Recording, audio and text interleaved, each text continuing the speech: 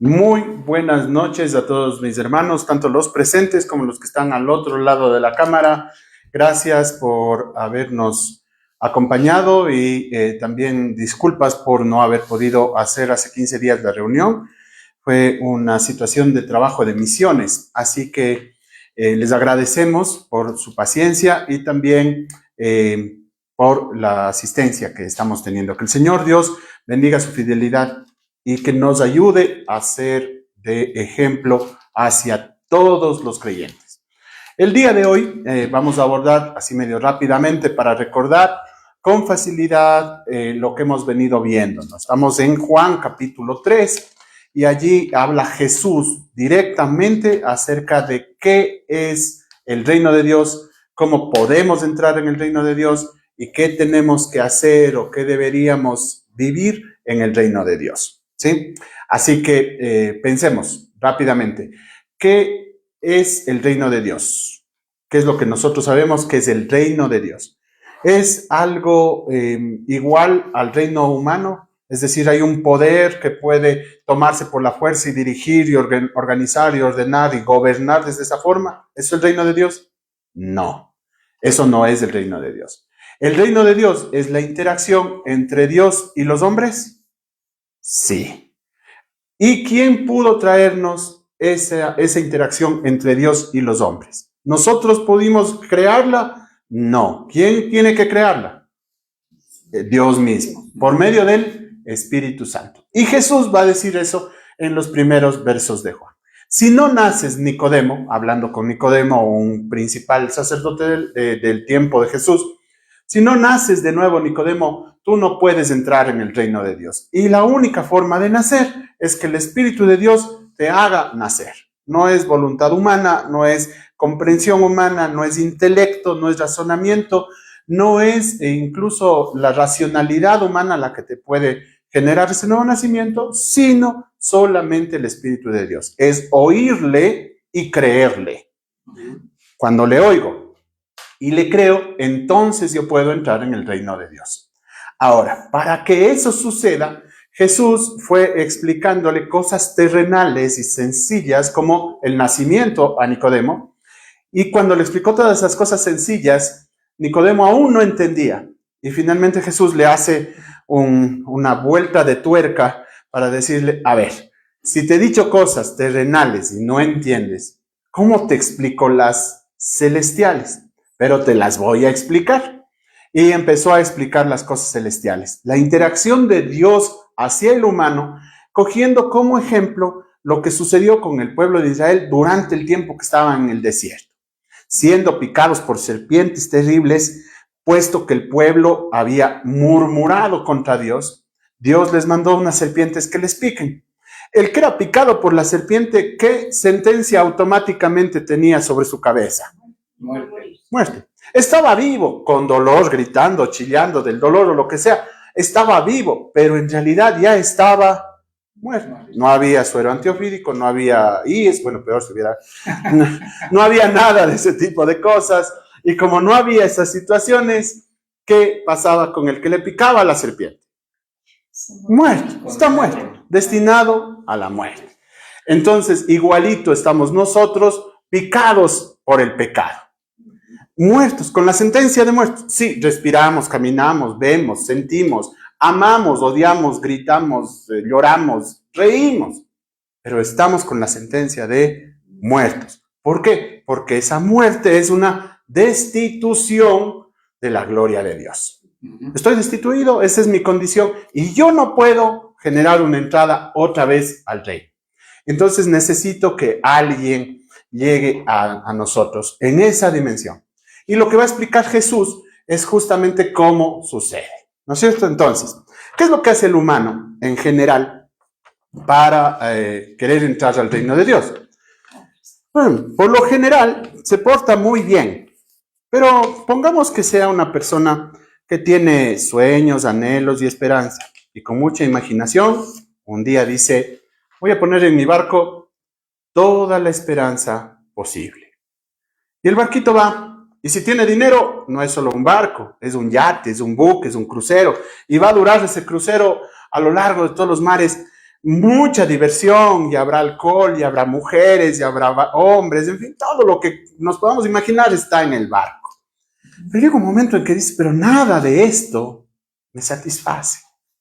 Hacer el bien a la gente, ser altruista, ser una persona que ame al ser humano en la dimensión de dar incluso hasta los bienes, todo está en el barco. Pero igual, sí, yo doy caridad, pero para que mi nombre quede bien, para que mi empresa evite impuestos. También pasa. Y está aquí en el barco.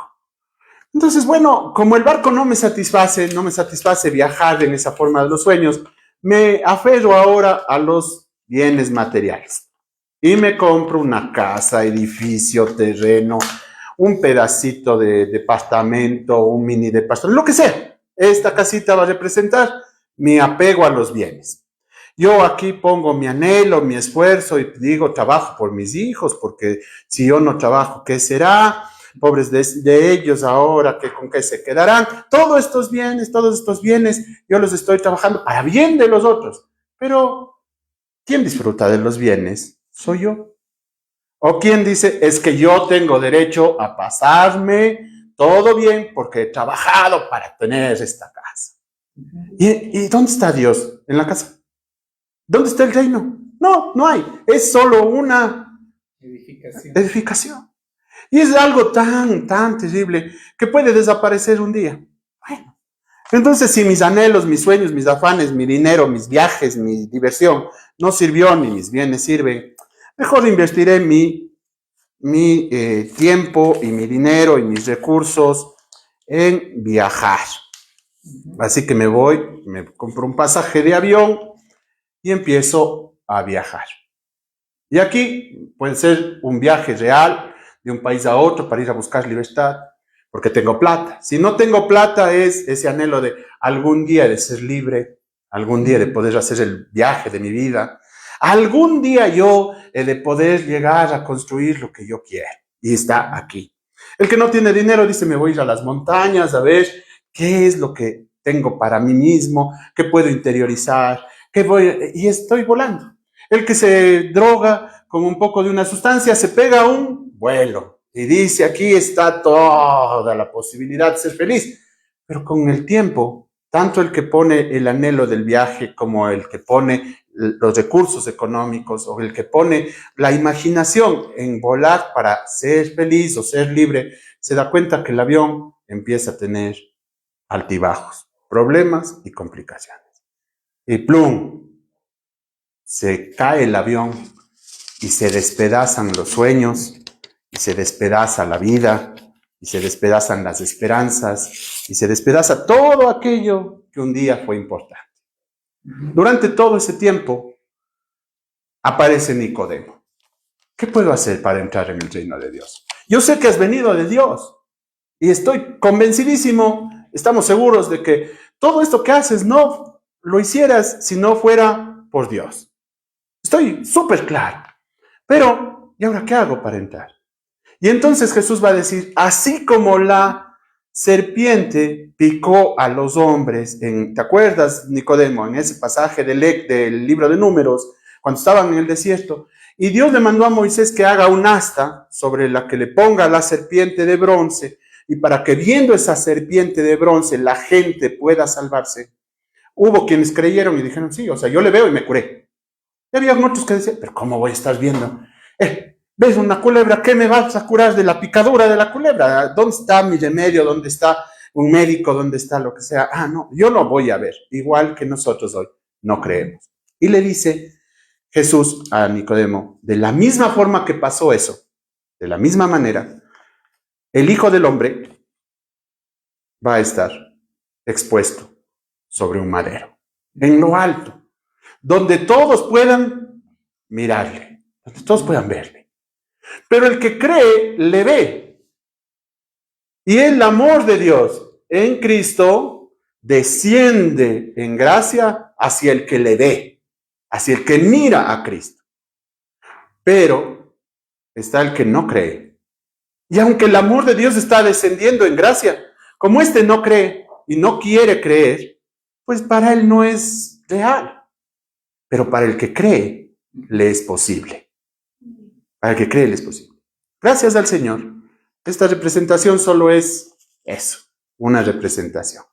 Una cruz que está vacía, porque hay un pesebre vacío y una tumba vacía. Pero hay un trono que está lleno, porque a la diestra de Dios está el Señor Jesucristo, diciendo y gritando lo mismo que le dijo y explicó a Nicodemo. ¿Qué le dijo él? Capítulo 3 de Juan, versículo 14, y nos vamos de largo, del 14 al 21 vamos a leerle, ¿ya? Así que Juan, capítulo 3, 14 al 21. Juan era un escritor judío, sabía griego, pero era pescador, así que a él hay que cogerle en secciones, porque él piensa así, piensa por bloques, como un pescador, ¿sí? Así que del 14 al 21 es un solo gran pensamiento que nos trae para mostrarnos qué es lo que dijo Jesús. Alguien lo lee, por favor. Y como Moisés levantó la serpiente en el desierto, así es necesario que el Hijo del Hombre sea levantado, para que todo aquel que en él cree no se pierda, mas tenga vida eterna. Porque de tal manera amó Dios al mundo, que ha dado a su Hijo unigénito, para que todo aquel que en él cree no se pierda, mas tenga vida eterna. Porque no envió Dios a su Hijo al mundo para condenar al mundo, sino para que el mundo sea salvo por él. El que en él cree no es condenado, pero el que no cree ya ha sido condenado, porque no ha creído en el nombre del unigénito Hijo de Dios. Y esta es la condenación, que la luz vino al mundo, y los hombres amaron más las tinieblas que la luz, porque sus obras eran malas. Porque todo aquel que hace lo malo aborrece la luz y no viene a la luz, para que sus obras no sean reprendidas. Mas el que practica la verdad viene a la luz, para que sea manifiesto que sus obras son hechas en Dios. Amén. En ese pequeño pasaje de no más de 8 versículos, pequeñito, que nos ha llevado a leer 2 minutos y medio, tenemos versículo 15, cree. Versículo 16, el que cree. Versículo 18, el que cree. Versículo 18 mismo, el que cree. Y en el versículo 19, el que ha creído. ¿Sí? Entonces, ¿cuál será el tema de ese pasaje? Creer. Creer. Ahora, creer, y fue muy clarito, todos en común, ¿qué tienen? Versículo 15. De la misma manera como Moisés levantó la serpiente en el desierto, es necesario que el Hijo del Hombre sea levantado para que todo aquel que en. ¿Y en quién? ¿O en qué? En él, dice, en Cristo. O sea que yo tengo que, si bien es cierto, tengo que creer, pero tengo que creer en, y aquí empieza esta situación. En Cristo. ¿Sí? Versículo 16. Porque de tal manera amó Dios al mundo que dio a su Hijo unigénito para que todo aquel que en Él cree no se pierda, sino que tenga vida eterna. Porque, ¿qué más dice? Porque no envió Dios a su Hijo al mundo para condenar al mundo, sino para que el mundo sea salvo por medio de Él. ¿Ya? Muy bien. Versículo 18. El que en él cree, no es condenado. Pero el que no cree, ya ha sido condenado. Tiene el castel muerto, picado de culebra, sin suero antiofídico. Está fregado, murió. Muy bien. Y el versículo 19. Y esta es la condenación, que la luz vino al mundo y los hombres amaron más las tinieblas que la luz, porque sus obras eran malas. Ajá. Entonces, perdón, aquí me equivoqué, estaba el 18, miren, el 18 ha sido aún más. El que ha creído en él. ¿Quién es y qué dijo Jesús? Jesús va a decir algo muy importante. Jesús, aquí le he dibujado yo una cruz, como digo, vacía, pero cuando yo digo que voy a creer en Cristo, ¿qué estoy diciendo? ¿Qué estoy diciendo cuando yo digo voy a creer en Cristo? ¿Sí? Y creer, porque yo puedo creerle a Cristo. ¿Sí? Puedo creer en quién es Cristo. Puedo creer en lo que Cristo me comunica y puedo también creer en la forma en la que Cristo lo hace. Pero aquí me dice que crea en Cristo. Por lo tanto, creer del versículo 15, 16, 18, como nos va mostrando y que acabamos de ver, no tiene que ver con una situación racional ni mental, ni mucho menos de fe. ¿Por qué? Porque me dice, cree en, y aquí voy a poner la palabra, cree en Jesús, yo voy a poner así, Jesús Cristo. Aquí hay una declaración muy grande, ¿sí? Si nosotros leyéramos esto en el hebreo transliterado, este Jesús se leía, así significaba, esto sería Yahvé o Yahweh, como quiera pronunciar. Yo no aprendí hebreo para pronunciar, yo con las justas hago el español. Yahweh, ¿sí? Yahweh, Jehová o Yahvé, es lo mismo, salva. Eso es lo que quiere decir el nombre Jesús. Jehová salva. ¿Y qué quiere decir el nombre Cristo? ¿Ya? Cristo es, aquí nosotros decimos, esto es para ponernos muy claro, en español es elegido. Entonces, ¿qué estoy diciendo cuando digo que creo en Jesús el Cristo? Que Él es un Dios que salva. Que Él es el elegido. Él es Dios que salva porque fue elegido por el Padre para cumplir este acto de salvación. Entonces, cuando me dice el versículo 15, todo aquel que en Él cree, ¿qué me está diciendo? Si me dice en Él cree, muy bien. Yo puedo creerle a Dios, ¿sí o no? Puedo creerle a Dios. Si yo le creo a Dios que Él existe, que bueno, también los demonios creen eso. Es más, le conocen cara a cara. Sí. Tiemblan porque saben que es santidad pura. Nosotros tenemos el coraje, los humanos, de alzar contra Dios el puño y decir, no existe Dios. No. Entonces no es ese creer. Todo aquel que en Él cree, ¿qué significa? Yo creo en Dios o le creo a Dios porque me mostró a Jesús el Cristo, porque me mostró a su elegido para que me salve. Entonces, versículo 15, yo le creo a Dios Padre. ¿Y por qué? Versículo 16. Versículo 16 dice, te voy a explicar, mi querido Nicodemo, cómo es el amor de Dios. Porque nosotros decimos, el amor de Dios es inmenso.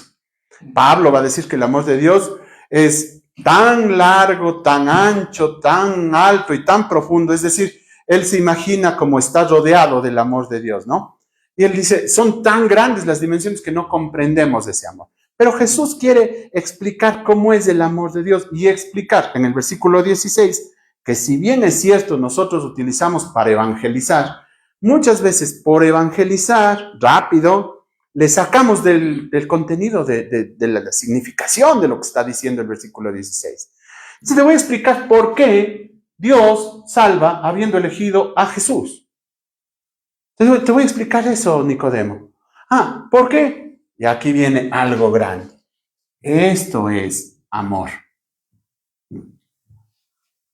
Claro, y cuando oímos amor, bueno, digo, a ver, entonces me puedo preguntar, ¿Jesús, el Cristo, es amor?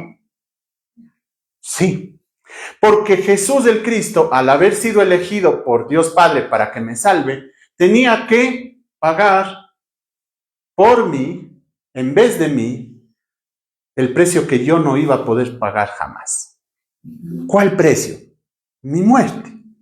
Pero es que yo ya estoy muerto, ya me picó el pecado, entonces no hay cómo pagar, no tengo fondos con qué cubrir la deuda. ¿Jesús estaba picado por el pecado? No. Él tiene fondos no solo para cubrir la salvación de uno, de Nicodemo, sino para cubrir la salvación de toda la humanidad, desde Adán hasta el último ser humano que exista a lo largo de los tiempos y a lo largo y ancho del hermoso planeta que habitamos. Y eso se llama amor. Jesús define así, porque de tal manera, tan grande, tan especial es el amor que Dios les ha tenido, que me envió elegido. ¿sí? Que dio a su Hijo unigénito. A su Hijo unigénito. Para que todo aquel que en Él cree no se pierda, sino que tenga vida eterna. Entonces, ¿dónde está el Evangelio? ¿Dónde queda el Evangelio? ¿En qué momento está el Evangelio? Nosotros decimos Evangelio al de Mateo, al de Juan, al de Lucas. Podríamos decir que los 4 mismos son el Evangelio, visto desde 4 perspectivas distintas. Pero ¿y el libro de Isaías? ¿No es acaso el Evangelio? Sí. Pensemos lo siguiente. ¿Qué tal que nos desaparecen todas las Biblias y nos permiten tener un solo libro de la Biblia? Uno solo. ¿Cuál de esos libros de la Biblia contiene todo el plan de salvación? Todos de una manera o de otra. Pero que contenga completito, porque Pablo habla de la salvación, pero no contiene. Será Romanos. Será Romanos que tiene todo el plan de salvación. Juan, creo. Será Juan. Bueno, ya estamos con las 2 del Nuevo Testamento. Va Romanos y Juan, va ganando. Capaz que Isaías. Ya. Si nos quitaran todo y nos dejaran con Isaías, encontraríamos. ¿Por qué? Pero si nos quitaran aún, incluso si nos quitaran toda la Biblia, que es la revelación especial de Dios, y nos contaran solo la historia de que hubo un padre que fue capaz de dar a su propio hijo para que los que no somos hijos lleguemos a ser hechos hijos. Solo eso bastaría para que yo pueda encontrar la salvación. Y eso se resume en la palabra Jesucristo. Nosotros combinamos las 2 palabras, Jesucristo. ¿Quién le llamó así a Jesús? Porque Jesús no se llamaba Jesucristo. No. ¿Pero quién le llamó así? ¿Quién le llamó? Vamos a ver. Uno de los primeros que le llama a Jesucristo es Pedro. ¿Dónde? No busquen las epístolas, porque en las epístolas no le dice, aunque sí está escrito, no, pero ahí no fue la primera vez que Pedro le dijo Jesús Cristo. ¿Sabe dónde le dijo eso Pedro?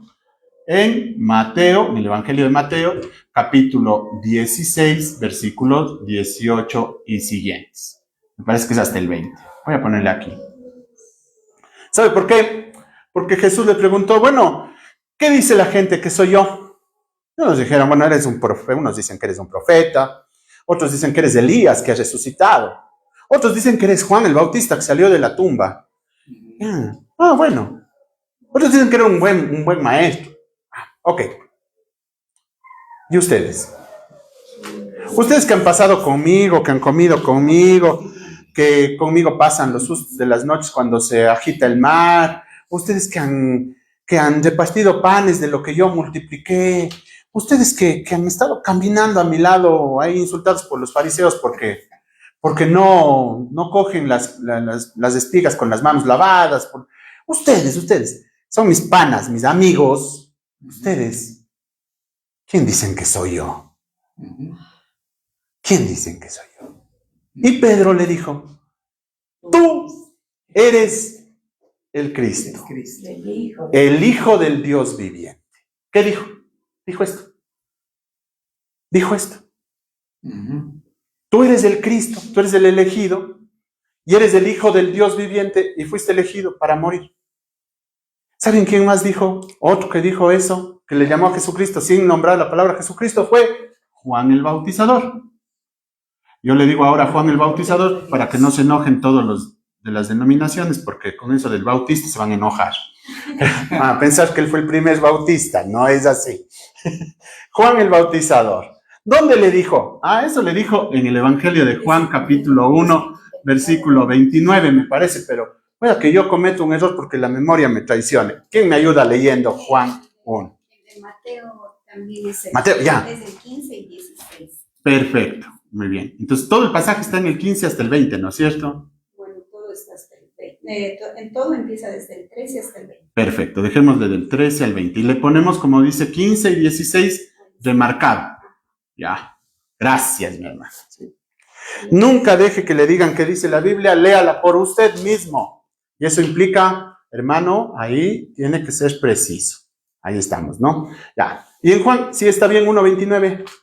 Dice, el siguiente día vio Juan a Jesús que venía a él y dijo, he aquí el Cordero de Dios que quita el pecado del mundo. ¿Qué le dijo Juan de Jesús? Le dijo, él es el elegido. Pablito, explícanos, ¿cómo era eso de que le diga Juan a Jesús que era elegido, que es el Cordero de Dios? Era porque los judíos pensaban que el cordero era específicamente para ser sacrificado para el perdón de los pecados. Y al decir que era el Cordero de Dios, es el cordero que está poniendo Dios para sacrificarlo por nuestros pecados, para el perdón nuestro. Perfecto. ¿Qué le dijo? Él fue elegido para morir. Imagínense que le vea a una persona pasar a otra y esta persona que le está viendo diga, miren, ahí va uno que va a morir en vez de ustedes. Qué profecía tan enorme la de Juan, ¿no? Miren, ahí está, véanle, vean cómo Moisés levantó la serpiente en el desierto. ¿Qué tienen que hacer ustedes como hicieron antes? Ver a la serpiente, ¿qué tienen que hacer? Vean, ahí está el Cordero de Dios, ahí está el elegido de Dios para matarle en vez de ustedes. En ese día, Juan capítulo 1, versículo 29, se cumple la promesa profética de Abraham. Jehová Jireh. Jehová Jireh, mal tomado por nosotros, que Jehová proveerá, pensamos que el Señor tiene que darnos cosas. Entonces, claro, yo salgo Jehová Jireh porque hoy día me da el trabajo y Jehová Jireh me va a dar el trabajo y Él me va a dar el trabajo. Y no era eso. Abraham no está pensando en que le dé plata, en que le dé pan, en que le dé bienes. Incluso Jesús va a decir después en Mateo capítulo 6, versículo 33, ustedes enfóquense en el reino, muchachos. De lo demás, su papá ya tiene claro qué es lo que ustedes necesitan. Enfóquense en el reino. Eso tienen que hacer, enfocarse en el reino. Todo lo demás les viene por añadidura. Porque ustedes si se enfocan en el reino, van a entender que Jehová Jireh a Jesús nos proveyó. Y propiamente no solo nos proveyó, sino que Él se proveyó a sí mismo de un cordero en vez de mí. Porque el que tenía que estar clavado en la cruz era yo. Y el amor de Dios es que en vez de ponerme a mí, Flavio Aguas, que soy un pobre pecador, le puso a Jesús, a su propio hijo, que nunca cometió pecado.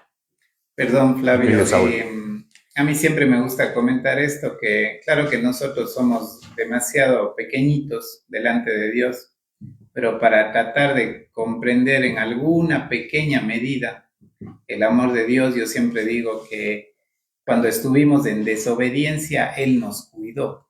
Amén. O sea, es algo increíble que cuando uno era el más rebelde, atrevido delante de Dios, pecando de todas las maneras posibles, Él no me eliminó, sino Él tenía sus propósitos conmigo, ¿no? Porque la misma palabra dice que Él toma lo más vil y despreciado del mundo para avergonzar a los sabios o a los que se creen sabios.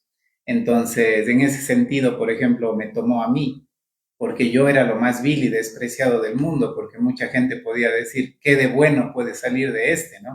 O de este no hay esperanza. Ya no hay. No hay, pero Dios me cuidó aún en esos tiempos en donde yo daba mucho sufrimiento a muchas personas y hacía mal en muchos sentidos.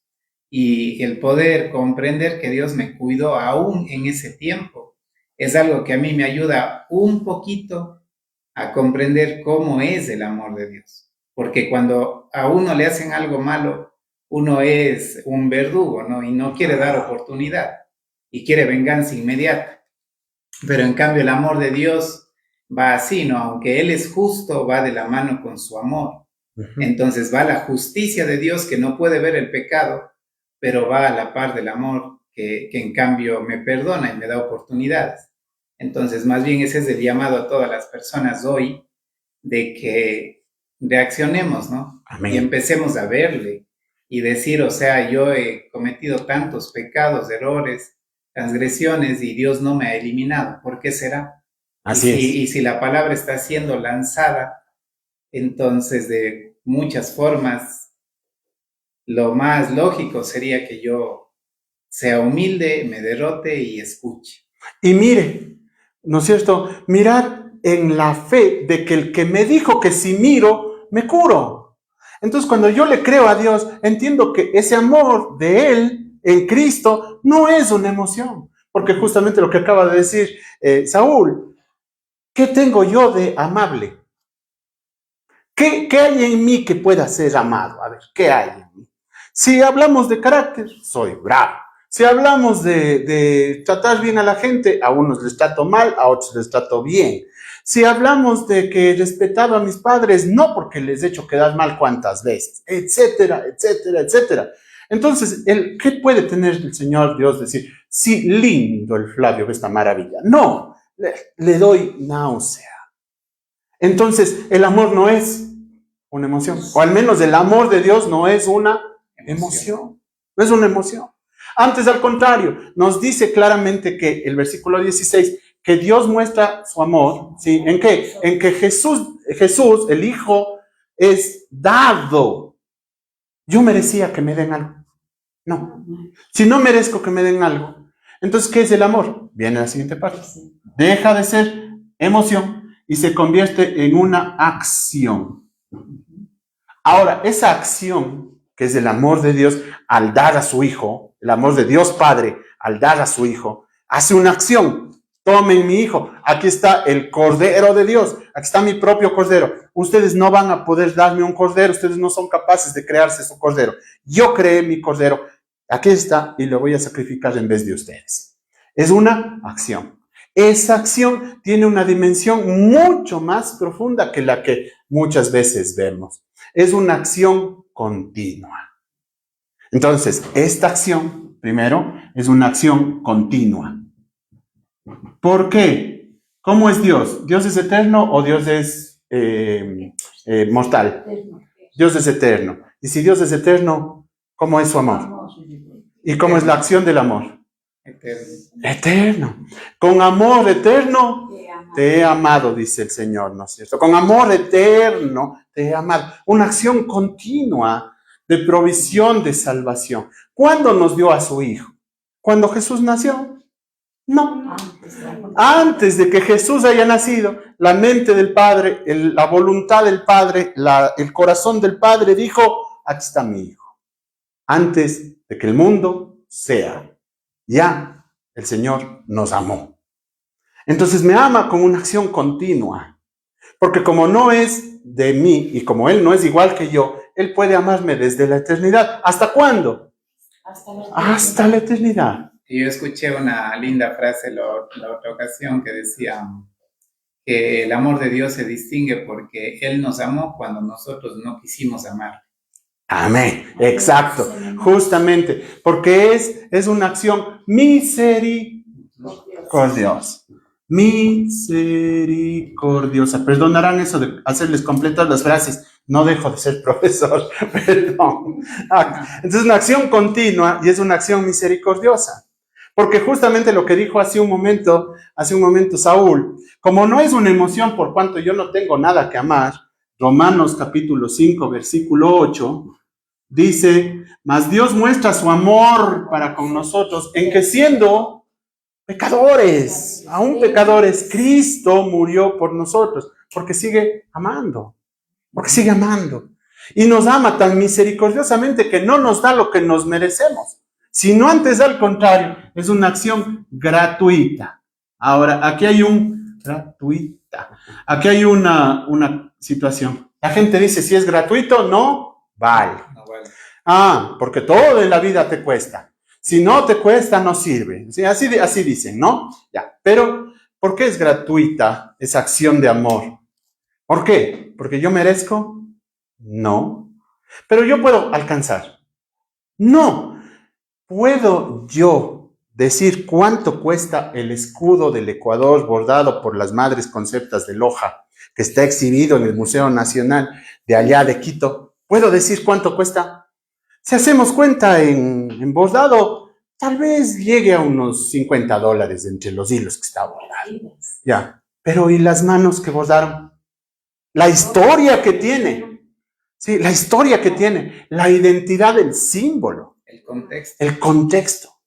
Todo eso me hace que sea invaluable. Si es un triste trapo, es invaluable por el contexto que le da valor, ¿cuánto más el acto de sacrificio que hace el Señor?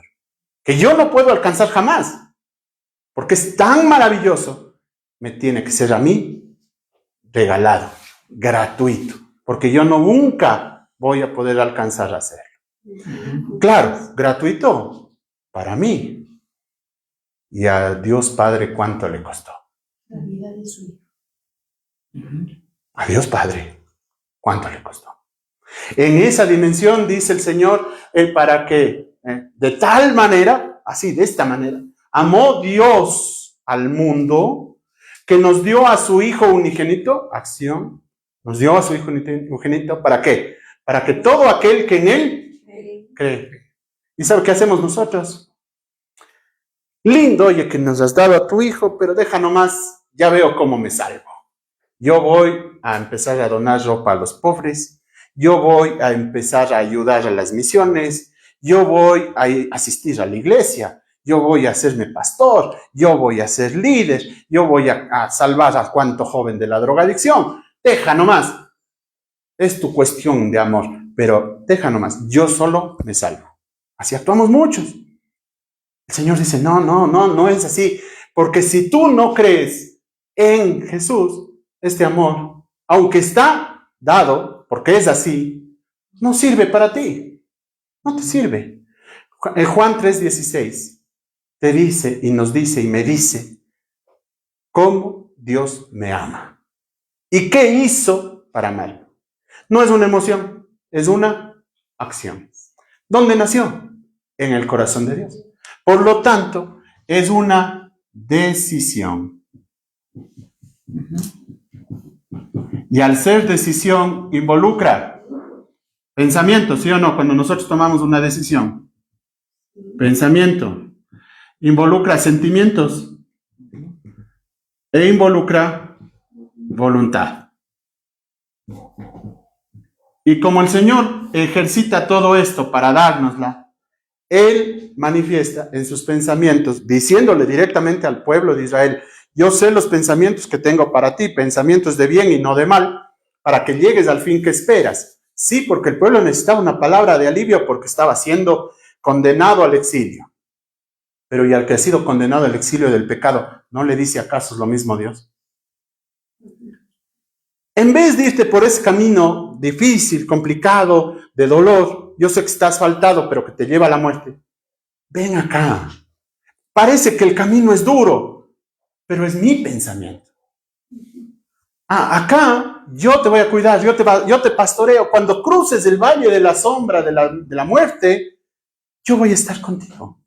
Mi vara te va a sostener, mi callado te va a guiar. Ven, mi voluntad. Porque dice el Señor que Él no quiere que ninguno perezca, sino que todos procedan al arrepentimiento. Pero como el Señor es tan maravilloso, nos deja el mismo ejercicio a nosotros. Él no nos obliga a creer, porque si nos obligara a creer, fuera injusto. ¿Qué hace el Señor? Viene el Espíritu Santo y me convence, me da los argumentos necesarios, me da las evidencias pertinentes, me da las conclusiones precisas y me dice, cree. Mire, cree. Porque no vino ni envió Dios a su Hijo al mundo para condenar al mundo, sino para que el mundo sea salvo por Él. Y el que en Él cree, no se pierde. Una aseveración hermosísima. El que cree en Jesús no se pierde. Y el que no ha creído, pues, que sigue con su letrero de picado por el pecado, muerto. Ya está perdido. Ya está perdido, ya está condenado. ¿Por qué? Porque no ha creído en el nombre del unigénito de Dios. ¿Qué es lo que nos dice Juan capítulo 16 respecto respecto del Espíritu Santo? Dice que Él va a venir a nosotros para convencernos de pecado, justicia y juicio. Vamos a Juan capítulo 16, versículos 7, 8 y 9.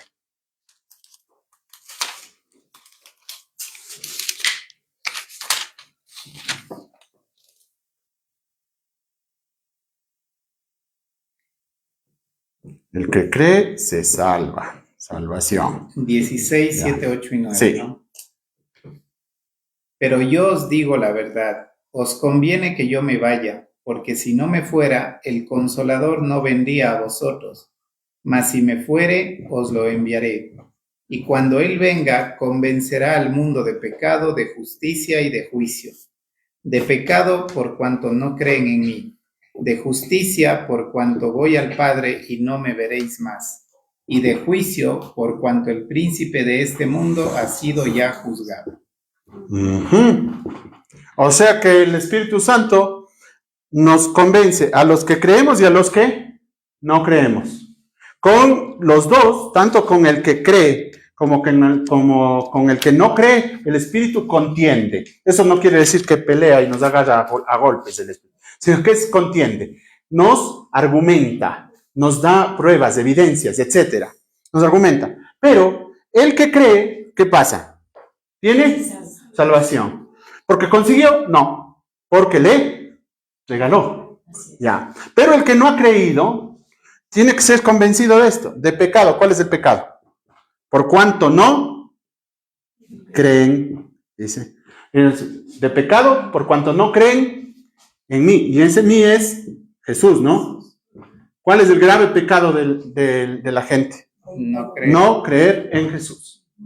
No creen en Jesús. No le creen a Dios que Jesús es el medio por el cual pueden regresar al reino. Le hacen de menos a Dios Padre.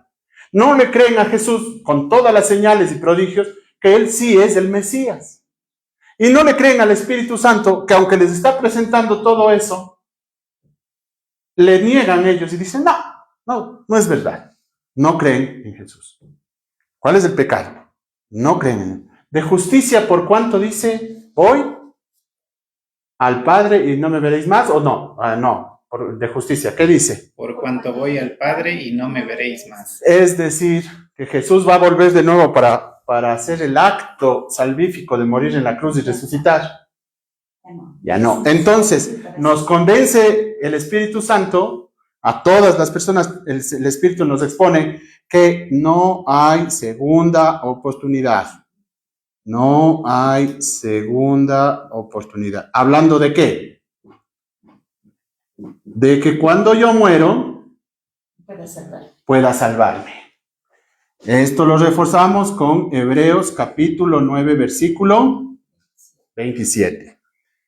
Porque está determinado para los hombres que mueran una sola vez y después de eso, un juicio. Si yo no creí en Jesús, en el juicio, ¿tendré oportunidad de salvarme? Y el Espíritu dice, no tienes oportunidad de salvarte, porque Él ya fue al Padre. Él ya presentó el sacrificio. Él no puede estar bajando a hacer el mismo sacrificio vez tras vez, por más que le llamemos misa. Por más que digamos que estamos sacrificando a Cristo sin derramamiento de sangre, no está muriendo Cristo. ¿Cristo dónde está? Al lado del Padre. Y no va a bajar a volver a hacer esto. Ya no vuelve a volver a darnos esta situación de morir otra vez y resucitar de nuevo. Ya no hay segunda oportunidad porque ya está determinado el juicio. Y también nos convence de juicio porque el príncipe de este mundo, o sea, el enemigo, ha sido juzgado. Por lo tanto, si el enemigo ha sido juzgado y fue hallado culpable y sentenciado al fin y destrucción, ¿a quién debo seguir? ¿Al enemigo que va a ser destruido o a Dios que me quiere dar vida? Adiós. Yo debería seguir a Dios. La pregunta es aquí, ¿a quién sigo? Tengo dos chances. Sigo a Dios en Jesús por el Espíritu Santo, o sigo al otro Dios con minúscula, con mi carne, con la mentira, y finalmente sigo a este otro Dios enemigo, con mi carne, con la mentira. ¿A quién sigo? El príncipe de este mundo, este Dios de este siglo, ya fue juzgado. Trata de manifestarse en mi carne, en mi propia voluntad, y nos da una que otra tentacióncita. Tampoco es todo culpa del pobre diablo, porque mucho sale de nosotros, pero actúa por aquí. ¿Por qué? Porque nos miente. Y otra vez volvemos al diálogo de Romanos. Habiendo conocido a Dios, no le dieron gloria como a Dios, sino que se envanecieron en sus razonamientos, y su necio corazón fue entenebrecido. Profesando ser sabios, se hicieron necios y cambiaron la gloria del Dios incorruptible en semejanza de un hombre corruptible, de aves, de cuadrúpedos, de reptiles. Y uno dice, ay, qué horror, qué idólatras. Eva cambió la gloria de Dios por la mentira. Y el hombre y la mujer hoy cambian la gloria de Dios por la mentira. Un hombre dice, es que tú no haces lo que hace mi amante. Una mujer dice, es que yo con él siento otras cosas. ¿Qué cambió? El modelo de Dios por la mentira. Ah, pero es que yo te amo, tú me amas, tú te llamas Esteban, yo me llamo Andrés, los dos nos amamos, esto se llama amor y felices vivamos juntos para siempre. No es así. Cambio la verdad de Dios, que es hombre con mujer, por la mentira. Pero es que tengo dos madres y va a ser mucho más positivo a la crianza. Cambio la verdad de Dios por la mentira. Ah, pero es que tenemos todos libre pensamiento y no debe darse la lectura de la Biblia en las escuelas, no debería mencionarse a Dios. Mejor, en todo caso, dejemos que cada quien piense y lea a todos los filósofos habidos y por haber. Y cuando hay un tiroteo en la escuela porque leyeron a Nietzsche, que dijo que es mejor el superhombre que mata y no el hombre que se mata para dar vida a otros, no que se mata físicamente, sino que decide morir a sus propios deseos para que los otros sigan adelante, entonces ahí sí hay quejas. Ahí sí, Dios no es justo porque no acaba con la maldad. Pero si Dios fuera justo para acabar con la maldad en la medida que le consideran justo, quizá tenga que comenzar por mí. Esto es Juan 3, del 14 al 21. Que el Señor añada bendición a su palabra, y cualquier pregunta, duda, comentario, por favor, tanto los de las redes sociales como aquí vamos a poder estar trabajando sus preguntas y trabajando también respuestas al respecto. Que Dios les bendiga.